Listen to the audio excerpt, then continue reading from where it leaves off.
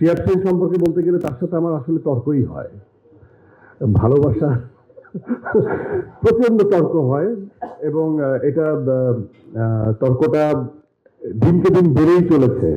হ্যাঁ, তা আমি খুব পজিটিভলি নেই, কারণ দিনের শেষে আমরা আবার মিলে যাই।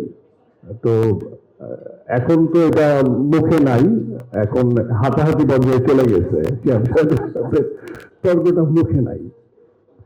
তো সে তার, আমি তাকে, আমার সবচেয়ে বড় ভালো লাগে যে একজন মানুষের, আমার কাকার বয়সী, আমি তাকে কাকু ডাকি, তার বয়স হয়েছে কিন্তু সে আসলে ভাবনার দিক থেকে অনেক আধুনিক।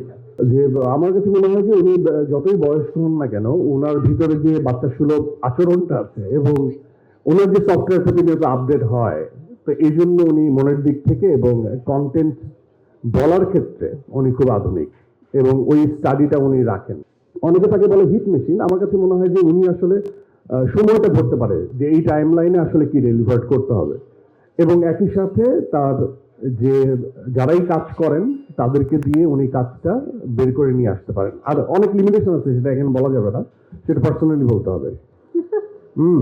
তো সোফার উনি আমাকে অ্যাজ এ পারফর্মার অনেক স্নেহ করেন এবং সম্মান দেখান, এবং যত তর্ক বিতর্ক যাই হোক না কেন, অ্যাজ এ ডিরেক্টর আমি তাকে প্রচন্ড সম্মান করি এবং তার প্রতি আমার অবশ্যই আস্থা আছে এবং আমাদের সকলের আস্থা আছে। শিয়াব ভাই, আই লাভ ইউ, আমি তোমাকে ভালোবাসি। তো আর যদি বলি কো আর্টিস্ট বললে অনেক দীর্ঘ হবে। সেখানে আমার যে আমাকে যে নাটকে নিয়ে আসছিল, অভিনয় জগতে নিয়ে আসছিল, যার নাম, যার হাত ধরে আমি আসছি, একজন গাজী রাকায়েত, ঘর ছাড়া নামে একটা ধারাবাহিক দিয়ে আমার পদচারণা নাটকে, উনি আমার সামনে বসে আছে।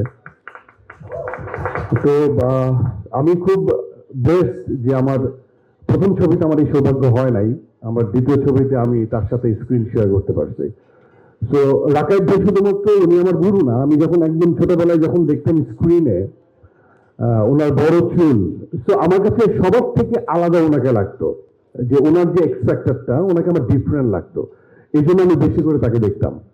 তো তখন আমার মনে হতো যে এই যে নায়কোচিত ব্যাপারের বাইরেও যে একজন ক্যারেক্টার বা একজন মানুষ আলাদাভাবে নিজের গ্রহণযোগ্যতা বা টানতে পারে, এই ফিলিংসটা কিন্তু ওই 2004-05 ওই সময় অভিনয় আসার থেকে, ওনার কাছ থেকে আসা।